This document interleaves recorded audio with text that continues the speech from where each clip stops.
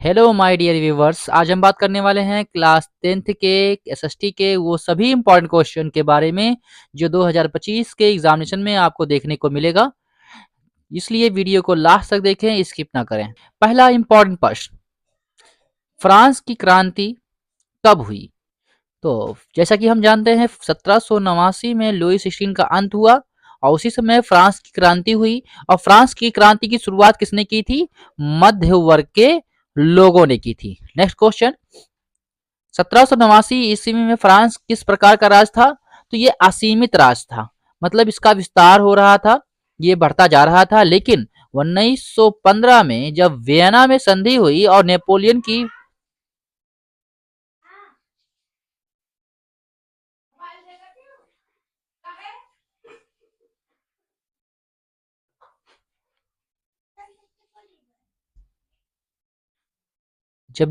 हार हुई तो उस समय इसे एक सीमित राज्य बना दिया गया। नेक्स्ट क्वेश्चन, नेपोलियन का संबंध किस देश से था? तो ये फ्रांस से था, क्योंकि फ्रांस में लुई 16 के समय में ही यह वहां का सेनापति था। फ्रांस की गद्दी पर बैठा रहा और बाद में ये 1915 में इसे हरा दिया गया।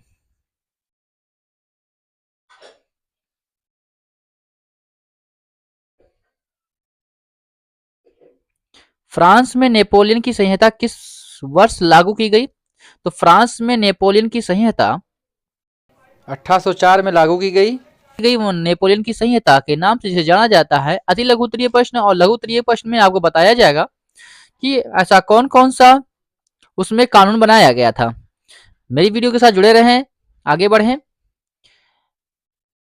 प्रश्न नंबर 5 में देखते हैं, राष्ट्रवाद का प्रारंभ सर्वप्रथम किस देश में हुआ? तो ये फ्रांस में हुआ। किस वर्ग के लोगों ने किया? तो ये मैंने पहले बता दिया था, मध्य वर्ग के लोगों ने किया था। नेक्स्ट क्वेश्चन, प्रश्न नंबर 6, राष्ट्रवाद की अवधारणा का जन्म माना जाता है फ्रांस की क्रांति से। पूरी दुनिया में सबसे पहले राष्ट्रवाद का उदय यूरोप के एक छोटे से देश फ्रांस से हुआ था। और कब हुआ था? 1789। अगर हमारे वीडियोस को में से सभी आप बैच को ज्वाइन करें, फालतू की खेलता। नेक्स्ट क्वेश्चन, जॉल वेराइन का गठन किया गया 1834 में। नेपोलियन की पराजय कब हुई? नेपोलियन की पराजय हुई थी 1815 में। जिसे नेपोलियन की संहिता के नाम से जाना जाता है वो 1804 था। 1804 को नेपोलियन की संहिता के नाम से जाना जाता है और 1815 तक नेपोलियन ने फ्रांस की गद्दी पर राज किया। उसके बाद फ्रांस को संवैधानिक राजतंत्र घोषित कर दिया गया, संवैधानिक राजतंत्र बना दिया गया। नेक्स्ट क्वेश्चन, वियना सम्मेलन की मेजबानी किसने की थी? तो जैसा कि आप इसकी स्टोरी जानते होंगे कि अगर नहीं जानते हैं तो हम बता देते हैं आपको। 1815 में जब नेपोलियन को उसकी गद्दी से हटा दिया गया, नेपोलियन को हरा दिया गया, तो वियना में एक संधि हुई और उसकी जो मेजबानी की थी वो मेटरनिख ने की थी। नेक्स्ट क्वेश्चन, 1830 ईस्वी क्रांति के बाद फ्रांस में किस प्रकार का शासन स्थापित हुआ? तो संवैधानिक राजतंत्र, यानी 1830 ईस्वी के की क्रांति के बाद फ्रांस में किस प्रकार का शासन स्थापित हुआ? तो किस प्रकार का शासन स्थापित हुआ? संवैधानिक राजतंत्र। ग्रीस में स्वतंत्रता के लिए संघर्ष कब शुरू हुआ? तो ग्रीस में स्वतंत्रता के लिए संघर्ष चालू हुआ था 1821 में। ये सभी वेरी वेरी इंपॉर्टेंट क्वेश्चन है तुम्हारे यूपी बोर्ड, आपके यूपी बोर्ड एग्जामिनेशन के लिए। हमारे साथ जुड़े रहें, लास्ट तक देखें। हो सकता है कि ऐसा कोई क्वेश्चन नहीं बचेगा जो 2025 के एग्जामिनेशन में आए और वो आपको ना मिले। चलिए नेक्स्ट क्वेश्चन देखते हैं, यूरोप में किस दशक में आर्थिक मंदी आई? तो यूरोप में 1830 में आर्थिक मंदी आई थी। आर्थिक महामंदी का प्रारंभ कब हुआ? तो ये आर्थिक महामंदी क्या है पहले ये जान लेते हैं। किसी भी वस्तु के सामानों की कीमतों में गिरावट को महामंदी कहते हैं और ये आर्थिक पैसे को लेकर महामंदी आई थी। कब शुरू हुई थी? 1929 में। नेक्स्ट क्वेश्चन, जर्मन संस्कृति में बोगजिस्ट का क्या आशय है? बोगजिस्ट का मतलब होता है आम जनता। नेक्स्ट क्वेश्चन, ऑटोमान बिस्मार्क का संबंध किस देश से था? तो ऑटोमान बिस्मार्क का संबंध था जर्मनी से। ऑटोमान के बारे में और भी जानकारी है। जर्मनी के एकीकरण यानी जर्मनी को स्वतंत्र कराने में मुख्य भूमिका किसकी थी? जर्मनी को स्वतंत्र कराने में मुख्य भूमिका ऑटोमान बिस्मार्क की थी। जर्मनी के एकीकरण में लौह एवं रक्त की नीति, लौह एवं रक्त की नीति का अनुसरण किया था। किसने किया था? ऑटोमान बिस्मार्क ने। विलियम प्रथम, विलियम प्रथम को जर्मनी का सम्राट बनाया गया था। तो कब बनाया गया था? जर्मनी का सम्राट 1871 में बनाया गया था। नेक्स्ट क्वेश्चन, गैरीबाल्डी संबंधित था। तो गैरीबाल्डी संबंधित था इटली के एकीकरण से।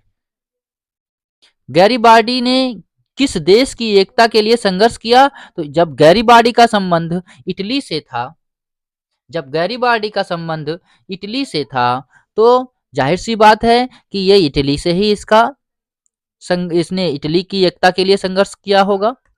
नेक्स्ट क्वेश्चन, प्रथम विश्व युद्ध प्रारंभ हुआ, प्रथम विश्व युद्ध प्रारंभ हुआ था 1914 में। भारत में राष्ट्रपिता कहकर किसको संबोधित किया जाता है? ये बच्चे बच्चे को पता होगा, ये है महात्मा गांधी जी। चंपारण सत्याग्रह में महत्वपूर्ण भूमिका किसने निभाई? चंपारण सत्याग्रह क्या था?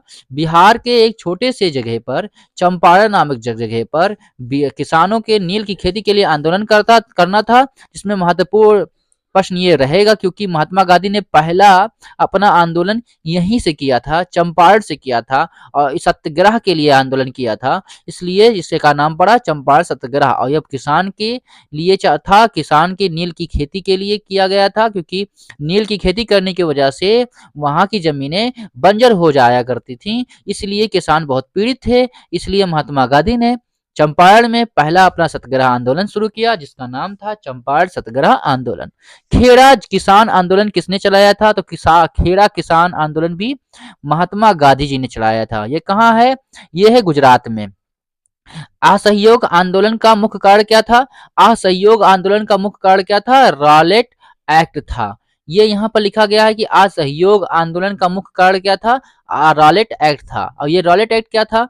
एक ऐसा कानून जिसमें भारतीयों को शक के बिना पर बिना मुकदमा चलाए 2 साल की सजा का प्रावधान था, जिसके लिए महात्मा गांधी ने असहयोग आंदोलन चालू किया। जलियांवाला बाग हत्याकांड किस वर्ष हुआ? जलियांवाला बाग हत्याकांड हुआ था अमृतसर में, जो कि पंजाब के अमृतसर में हुआ था, और ये 13 अप्रैल 1919 में हुआ था। ये बहुत बड़ा हत्याकांड था, जिसमें जनरल डायर ने गोलियां चलवा दी थी और सैकड़ों लोग मारे गए थे। नेक्स्ट क्वेश्चन, रॉलेट एक्ट के विरोध में गांधी जी के नेतृत्व में अहिंसक आंदोलन कब चलाया गया था? तो रॉलेट एक्ट के विरोध में अहिंसक आंदोलन जो महात्मा गांधी ने चलाया था वो 6 अप्रैल को चलाया था। 6 अप्रैल 1919 में इन्होंने गांधी जी के नेतृत्व में अहिंसक आंदोलन चलाया गया, लेकिन 13 अप्रैल 1919 में यह आंदोलन बहुत हिंसात्मक हो गया, क्योंकि सभी भारतीय जो बैसाखी का त्योहार था 13 अप्रैल को जलियांवाला बाग जगह पर वहां जाकर एकत्रित होकर इसके बारे में चर्चा करनी थी। जनरल डायर ने एक कानून पास कर दिया जिसको कहा जाता है मार्शल लॉ, जिसके तहत जिस इकट्ठा होने पर सभी लोगों को गोलियों से भून देने का आदेश दे दिया गया था। इसलिए 13 अप्रैल को जलियांवाला बाग जगह पर एक हत्याकांड हुआ, जिसका नाम था जलियांवाला बाग हत्याकांड। चौरी चौरा कांड किस वर्ष गठित हुआ था? तो चौरी चौरा कांड 1922 में गठित हुआ था। ये चौरी चौरा कांड क्या है? ये असहयोग आंदोलन के समय गोरखपुर में एक जगह का नाम चौरी चौरा है, जहां पर भारतीयों को शराब की दुकान के सामने आंदोलन करना था, लेकिन वहां के पुलिसकर्मी ने इनको रोकने की कोशिश की, जिसकी वजह से भारतीयों ने पुलिस पर हमला कर दिया, और जब पुलिस भागकर अपने पुलिस थाने के अंदर गए तो उसको बंद करके वहां पर आग जला दी, जिसकी वजह से सारे पुलिसकर्मी मर गए, जिसे चौरी चौरा कांड के नाम से जाना जाता है। यह 1922 में हुआ था, जिसकी वजह से महात्मा गांधी ने अपना असहयोग आंदोलन वापस ले लिया। भारतीय राष्ट्रीय कांग्रेस की स्थापना कब हुई थी? पहला जो राष्ट्रीय कांग्रेस की स्थापना भारतीय राष्ट्रीय कांग्रेस की स्थापना हुई थी 1885 में। साइमन कमीशन भारत कब पहुंचा? साइमन कमीशन भारत कब पहुंचा? 1928 में, जिसकी वजह से साइमन कमीशन वापस जाओ का नारा लगाया गया और लाला लाजपत राय की मृत्यु हो गई। नेक्स्ट क्वेश्चन, प्रथम विश्व युद्ध प्रारंभ कब हुआ था? पहले भी बता चुके हैं, 1914 में। राष्ट्रपिता के किसको बुलाया जाता है? महात्मा गांधी को। चंपारण सत्याग्रह में महत्वपूर्ण भूमिका महात्मा गांधी जी की थी। खेड़ा किसान आंदोलन किसने चलाया था? महात्मा गांधी ने चलाया था। असहयोग आंदोलन का मुख्य कारण क्या था? रॉलेट एक्ट था। जलियांवाला बाग हत्याकांड कब हुआ? 13 अप्रैल 1919 में हुआ। नेक्स्ट क्वेश्चन, रॉलेट एक्ट के विरोध में गांधी जी के नेतृत्व में अहिंसक आंदोलन कब चलाया गया? अहिंसक आंदोलन चलाया गया था 6 अप्रैल 1919 में। गांधी जी 12 मार्च 1930 में कितने अनुयायियों के साथ दांडी के लिए यात्रा की थी? तो इसका आंसर है 78। 78 अनुयायियों के साथ, यानी अपने साथ कुल मिला के 78 लोगों को लेकर दांडी यात्रा शुरू की थी।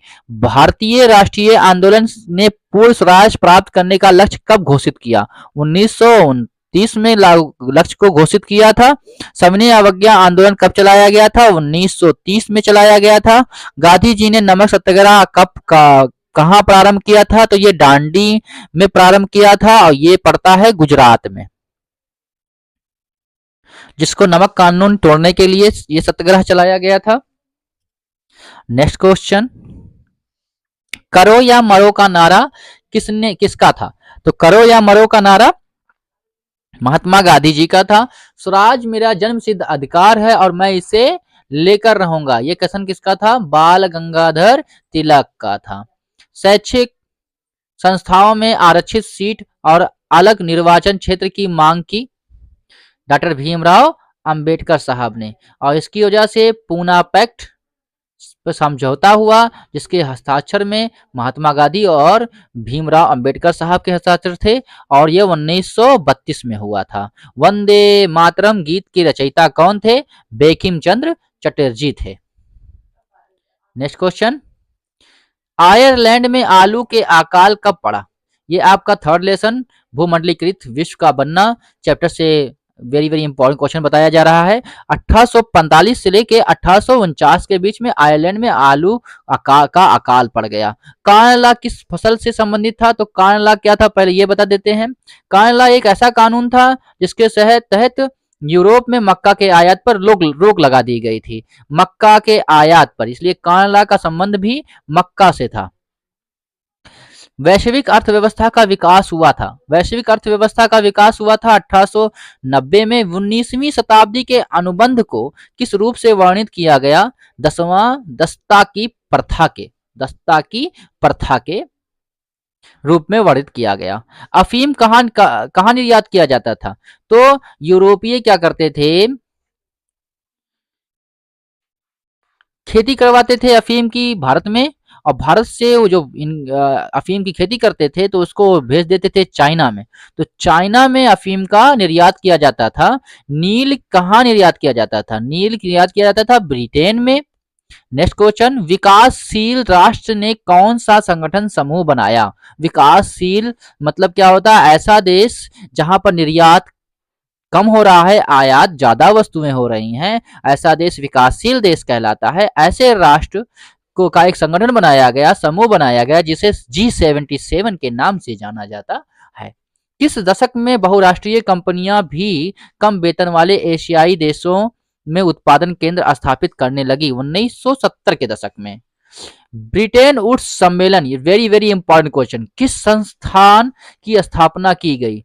तो ब्रिटेन वुड्स सम्मेलन में अंतरराष्ट्रीय मुद्रा कोष IMF की स्थापना की गई। इंटरनेशनली मॉनेटरी फंड की स्थापना ब्रिटेन वुड्स सम्मेलन में की गई। कपास आधारित उद्योग की स्थापना सर्वप्रथम कहाँ हुई थी? तो कपास आधारित उद्योग की स्थापना ब्रिटेन में हुई थी। कपास का ऊन कताई के लिए कौन सी तकनीक का उपयोग होता है? कार्डिंग। ब्रिटेन में सबसे गतिशील उद्योग था कपास। 1871 ईस्वी में भाप इंजन का पेटेंट किसने करवाया था? तो जेम्स वाट ने। श्रमिकों द्वारा नई प्रौद्योगिकी के विरुद्ध होने का कारण क्या था? बेरोजगारी। भारतीय व्यापार पर किसने का अधिकार स्थापित कर लिया था? गुमाश्ता का कार्य था ब्रिटिश ने। गुमाश्ता क्या थे? ये वो अधिकारी हुआ करते थे जो लोगों को वहां पर रोजगार के लिए बुलाते थे और रोजगार देते थे। मद्रास में भारत की पहली कताई तथा बुनाई मिल ने उत्पादन प्रारंभ किया था 1874 में। नेक्स्ट क्वेश्चन, भूमि किस तरह का संसाधन है? सबको पता है भूमि किसी ने बनाया नहीं, ये प्रकृति का दिया हुआ है, इसलिए ये प्राकृतिक संसाधन कहलाएगा। संभावी संसाधन क्या है? ये भूगोल के फर्स्ट चैप्टर से आपका लिया गया है। वेरी वेरी इंपॉर्टेंट क्वेश्चंस, ध्यान दीजिए आप लोग सभी। आपके सारे lesson, history, geography, economics, civics, सारे लेसन से आपका वेरी वेरी इंपॉर्टेंट क्वेश्चन यहाँ पर कराया जा रहा है। संभावी, ए भैया नकार, संभावित संसाधन का उदाहरण है पवन ऊर्जा। किस पंचवर्षीय योजना से संबंधित संसाधनों के लक्ष्यों को प्राप्त करने के लिए ठोस प्रयास किए गए? प्रथम पंचवर्षीय योजना। हमारे देश में वनों के लिए कितने वांछित क्षेत्र हैं? 33%। ये भी इंपॉर्टेंट क्वेश्चन है। नवीनीकरण संसाधन, ऐसे संसाधन जिन्हें पुनः प्राप्त किया जा सकता है, नवीनीकरण संसाधन कहलाते हैं। ये प्राकृतिक संसाधन के अंतर्गत आते हैं, जैसे ज्वारीय ऊर्जा। नेक्स्ट क्वेश्चन, सतत पोषणीयता विकास, सतत पोषणीय विकास की अवधारणा, सतत पोषणीय विकास की अवधारणा को सर्वप्रथम स्वीकृत किया गया 1992। पंजाब में भूमि निम्नीकरण का मुख्य कारण क्या था? अति पशुचारण। जलोढ़ मिट्टी का निर्माण मुख्यतः होता है नदियों द्वारा। सारे क्वेश्चंस जो आपके हिस्ट्री यानी इतिहास, भूगोल, नागरिक शास्त्र, अर्थशास्त्र, सारे क्वेश्चन जो इतिहास, भूगोल, नागरिक शास्त्र, अर्थशास्त्र से आपके एग्जाम में एमसीक्यूज में आने वाले थे, सारे क्वेश्चंस आपको रेडी करवा दिए गए हैं। इतना ही पढ़ने के बाद आपको 100 में 100% नंबर, जो 20 नंबर आपको एमसीक्यू से मिलने वाले थे, वो प्राप्त हो जाएगा। हमारी पूरी वीडियो को देखने के लिए बहुत बहुत धन्यवाद। ऐसे ही हमारे चैनल से जुड़े रहें, आगे बढ़ें, संघर्ष करें और अपने एग्जाम में बेहतर से बेहतर नंबर प्राप्त करें। Thank you very much.